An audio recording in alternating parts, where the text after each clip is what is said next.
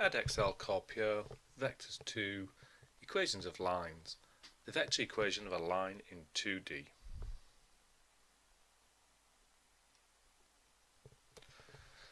So the general form of the equation of a line in vector form is r equals a plus lambda d.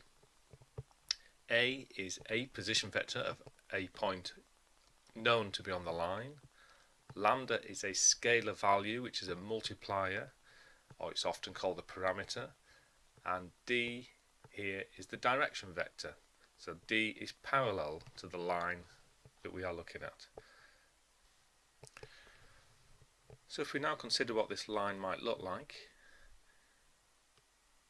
so this might be the line that we're trying to put into vector form, and there is my origin. So it could be, the first thing we need to think about is the position vector of a point. So it could be that A is given as that. So there's my position vector little a from the origin. And notice we get little a, r equals little a, when lambda is 0. So I'm just going to put a lambda 0 there to remind us that that's the case. Now the important thing now is that we need a direction vector. So d is a direction vector. So I'll just put d near the line. So there is my direction vector, and that's little d in this example. So when lambda is 1, we have to be at a position called a plus 1d. So a, travelling along a plus 1d would be about there. So that point there is a plus 1d. When we get to that point when lambda is 1. If lambda is 2, then we have r equals a plus 2d, which gets us to a point about there. Lambda equals 2. And we can generalize this now. We can consider a general point on the line. So this point can move along the line, and that general point is called little r, and it is given by travelling onto the line at a given point, little a, but we don't know how many times we need to travel along d. So we've put a general case lambda in there. So general point is given by r equals a plus lambda d. And if lambda is negative, for example if lambda is minus 1, we do a minus d. And we end up at a point about there. So that's what happens when lambda is minus 1.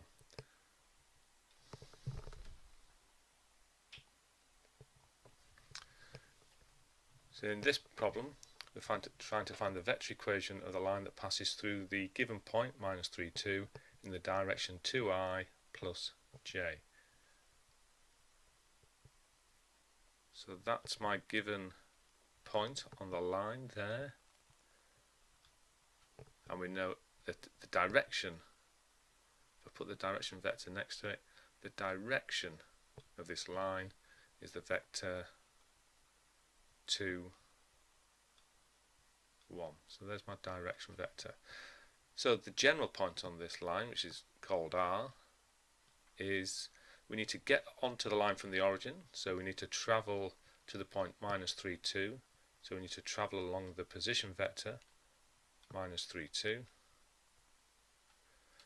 And we need to travel along various multiples of the direction vector, which is 2, 1. So that is my vector equation of this line. And in some questions later on, it might be helpful to write the right hand side as minus 3 plus 2 lambda and 2 plus lambda. But for now, r equals a plus lambda times the direction vector is sufficient.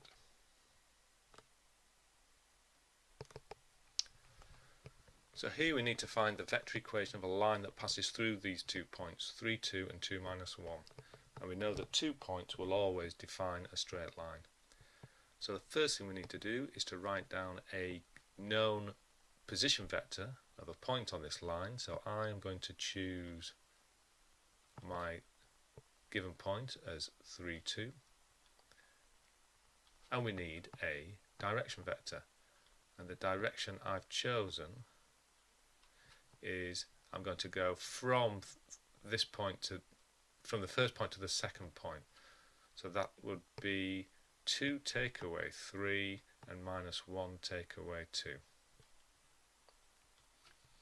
So here I can write a general point on this line as the given position vector 3, 2 plus any scalar multiple of the direction vector minus 1 minus 3. And it's important to be aware that this is not a unique answer. So for example, we might decide that this minus 1 minus 3 direction vector is just a little bit cumbersome and awkward. So we could simplify it down to another vector which is parallel, still must be in a parallel line, but we could simply use 1, 3 instead. We'd still can travel to any point on that line.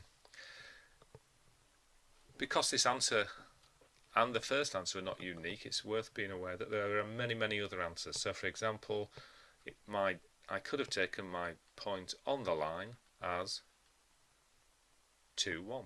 There's my given point on the line. I could have taken my direction vector, for example, going from the second point to the first point. So I could have had 3 take away 2 and a 2 minus a minus 1. So we could have written the line, the general point, as the point on the line as 2 minus 1. So I'm getting onto the line at a different place, and I need any scalar multiple of my direction vector 1, 3, and so on. My advice is go for the simple, most obvious line that you can see in a question.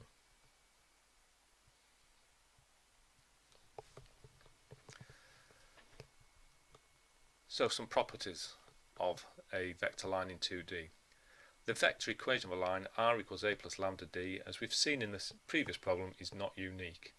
We can have different position vectors a which get us onto the line, and we can have different direction vectors d as long as they are parallel to the line. Two lines are parallel if the direction vectors are the same or one is a scalar multiple of the other one. Two vector equations represent the same line, or we say they are collinear if they are parallel, so they have the same direction, and we can find a shared common point. And the gradient of a line in 2 dimensions can be found by looking at the direction vector and doing the d2 divided by the d1.